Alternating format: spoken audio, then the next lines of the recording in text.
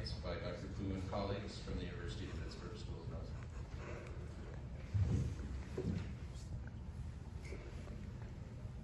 Medicine. So good morning, everyone. My name is Lucy Poo, and I'm a high school student. And my mentor is Dr. Rajiv Dupar. It's my pleasure to present my research of predicting brain metastasis after lung cancer surgery based on preoperative CT scans. So lung cancer is the leading cause of cancer deaths in the United States and worldwide for both males and females. And for veterans, this case is double that of the US population. For non-small cell lung cancer patients, surgical resection is widely recognized as the optimal cure to treatment, but the recurrence rate is high even after complete resection. And even for stage 1 lung cancer patients, the recurrence rate can be up to 30%. The brain is one of the most frequent sites for distant metastasis, and standard surveillance does not include MRI of the brain, which makes routine surveillance for brain metastasis very challenging. As a result, our research aims to use preoperative chest CT scans to develop a novel computer tool to predict brain metastasis for patients who have undergone curative intended treatment for lung cancer. And our goal is to optimize and personalize surveillance for brain metastasis and potentially allow for improved treatment. So let's see how we designed our study. So in the beginning, we had 512 non-small cell lung cancer patients. And through our selection criteria, in the end, we had 216 patients, in which 46 of them developed brain metastasis. And here is a summary of our patient demographics. To see whether or not we could predict brain metastasis after surgery for patients, we developed a machine learning classification-based model to discriminate subjects with brain metastasis from those with other metastasis. So we obtained the radiomic features from our study cohort and used a backward step by logistic linear regression to identify the features that contribute significantly to the prediction model. We used a machine learning method called a support vector machine to optimally integrate the relevant radiomic features. And for our performance evaluation, we used a 5-fold cross-validation. So now let's look at our approach for obtaining the radiomic features. So it is well recognized that lung cancer and its recurrence could be the result of a long-term systematic disorder caused by both genetic and lifestyle, for example, diet. Hence, we should not only analyze the tumor-specific signatures, but also the host-specific signatures, which may precisely reflect the long-term epigenetic alterations. Based on this rationale, we developed a novel multi-level radiomic approach for obtaining the radiomic features upon 3 different levels: the global level, body composition; the regional level, lung characteristics; and the tumor level, the tumor characteristics.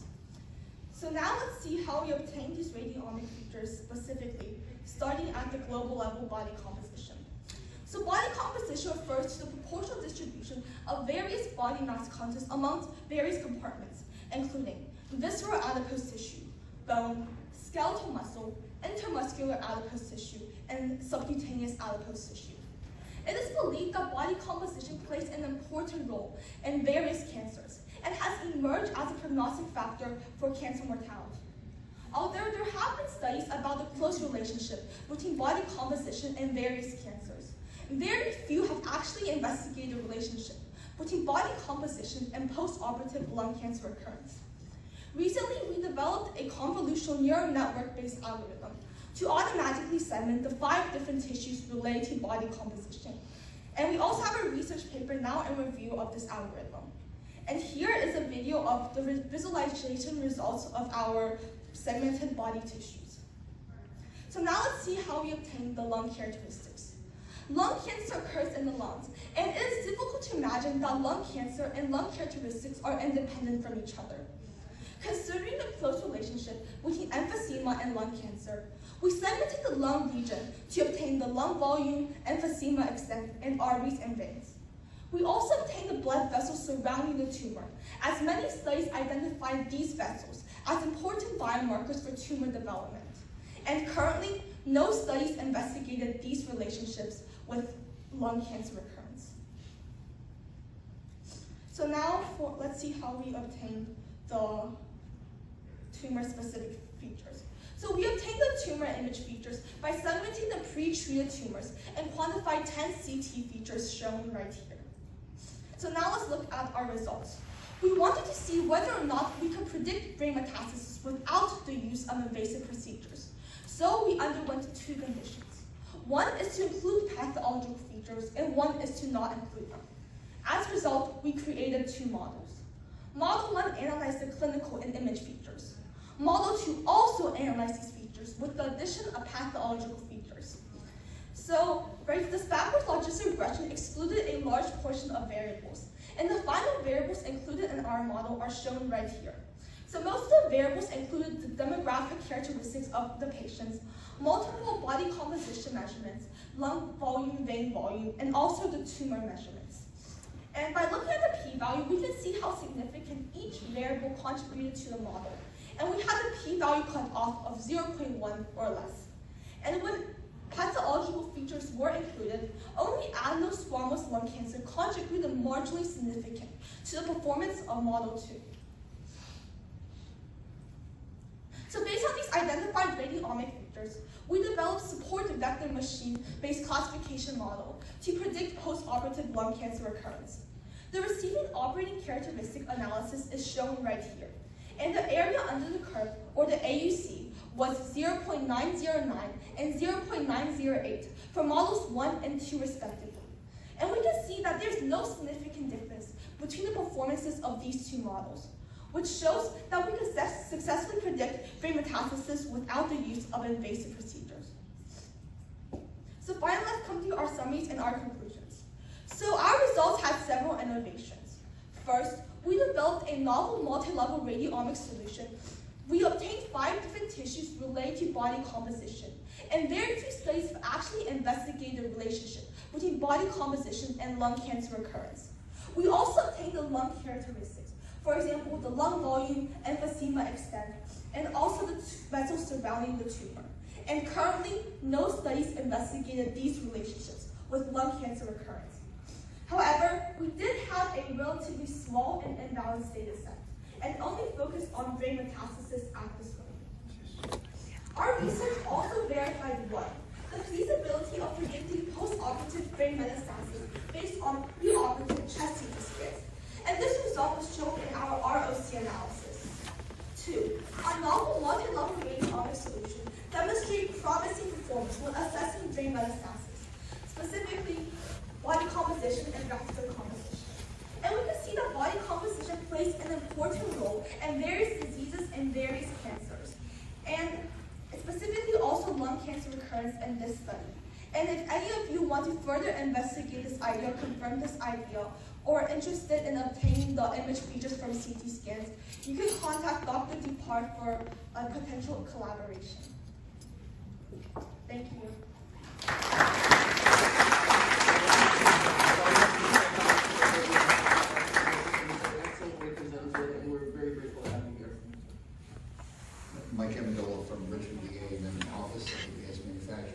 Very interesting study, Nick. And first of all, I applaud you for being here and presenting this. Most high school students are not even up at this part in the morning. The automation, you might or might not have the answer to this. You're getting the volume. Was there any adjudication of the study? So when you look at segmentation, especially for 3D printing, based on CT scans, you can see as much as 20% variation in volume. So was there any kind of adjudication back to the original CT scan based on your algorithm? And I really enjoyed your talk. Okay, so can you repeat the question? So you're looking at characteristics, Yeah. imaging characteristics. You're using some element of automation to do that. Yeah. The question really is it capturing the real imaging characteristics, and there could be variability with that? That's my question. Okay, nice. So basically, there could be variability, but because we actually did a test to see whether or not our segmentation was actually accurate, and based on results, it's pretty accurate. So there shouldn't be much variability. So it should capture the basic overall idea of our body composition values. And also from our logistic regression table, we can see that all the body composition measurements were inside and had a significant correlation between our results, which shows that our data results shouldn't have much variability. Great, thank you. Professor McKeon, listen, this is really fascinating. Congratulations. And thank you for for sharing the information with us. It's like out of science fiction. It's just mind-boggling. I can't help but think that if we could use that body composition data, maybe we can scan the lungs before they even develop cancer, predict who's going to develop cancer ahead of developing cancer. I noticed that you just looked at brain mets, and you mentioned that you might look maybe at other kind of mets. Yeah. And in terms of validation, what are the next steps? What do you think is the next step in your research? I think this is really fascinating. Thank you for the question. So basically, like at this point, we only focus on brain metastasis. So basically, in our future, we are going to also focus on, like, for example, abdominal or the like thoracic regions, and we have started working on that. And also, I think in the future, we could have a larger data set to verify our like results, because we do have like a small results, and perhaps we can also use this in a clinical trial as well. I love it. Thank you very much. Just to add, I mean, Lucy's done a really fantastic job.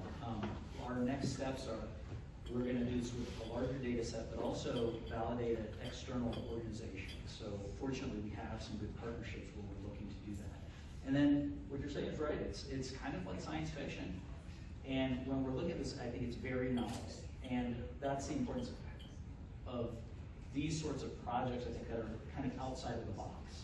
And hopefully this becomes a tool that we can put into clinics, and you can import a CT scan, and it can give you some probabilities so that you can make some important decisions with your patients in advance, especially for high mortality cancers like lung cancer, pancreatic cancer, esophageal cancer, where we know the real suffering occurs after the surgery when you are scanning patients, and really you're just saying, well, we'll get a scan in about 6 months and see what happens. And that's about the best that we can offer them, instead of something very specific. Terrific. Thank you. Lucy, fantastic presentation. I think we're all forgetting that you're just a high school student. Well, these great questions on this amazing data, and so thank you so much for being here. We hope to see you here for many years to come. And definitely hope to collaborate with you guys. My name is Alex Ruberas. I'm one of the thoracic surgeons from the Cleveland VA Medical Center. So again, fantastic data with the idea that you can predict brain metastasis by pre-op CT scans, presumably for patients with resectable stage 1 non-small cell lung cancer. And as many people in this room probably know, there's an ongoing VA trial, the VALOR trial, looking at SBRT or radiation therapy versus surgery for resectable stage 1 lung cancer. So just I'll get your thoughts and your group's thoughts on how information like this may impact the decision between going to surgery versus going to radiation when you know you might be able to predict brain metastasis ahead of time. So I could try to answer this question because I'm right now. I might be able to help. Yeah, so the VALOR trial is exactly important sort of in some of these regards, but I think the issue is more so not so much selecting therapy then and there, but selecting surveillance and adjuvant treatments. So, for example, if you could predict that there is a 50% likelihood of developing a brain metastasis in 2 years, are you going to counsel the patient differently? Are you going to screen them with MRIs? Are you going to say, don't ignore the headaches when you get them? And are you going to maybe treat them with adjuvant treatments or immunotherapies? And those sorts of things are far off in the decision tree, but I think it's going to be more so what we do afterwards. Because, coming here in a room full of surgeons on our soapbox, right? Yeah. In terms of, when you marry this to the idea of surgery, you now have the ability to test that tumor, get molecular markers to target, immunotherapy and things of that nature. And so I think you have the surgery plus things like this, and it can be a very powerful tool. So the next question is, how are you marrying those things two together? Going back, looking at the CT data, and then looking at some of the actual molecular markers from the tumor itself. And so that is also part of the next step. So this sort of project explodes into all sorts of directions. So what if we can include genomic data with radiomic data with patient demographic data and really be able to get something that's prognostic? And we know that we don't do a good job right now, right? Our clinical staging still leads to 30% recurrence rate in stage 1 lung cancer, stage 1Bs. So we don't know enough, and that's exactly what we want to do, marry all of these things together. Well, looking forward to working with you in Cleveland. Gail from Seattle. So I guess my question is, when were these recurrences? Because presumably these metastases had already occurred at the time of the original preoperative CT scan, but this were not clinically apparent on brain imaging. So then it seems like from a preoperative standpoint, you would get the Chesapeake, you would do your risk stratification, and then you'd have to, you know, as you say, do the neoadjuvant or something that would be more systemic as opposed to localized radiation. That's actually an important point, right? Because we know that, or at least theoretically, metastases have occurred sort of before we know it. So we don't know when they occurred. All of these patients were treated surgically for presumptive curative intent, and these patients were had brain as first site of found metastasis. So we have no way to know when it actually occurred. We just know that this was the first spot that it was caught. Thank you.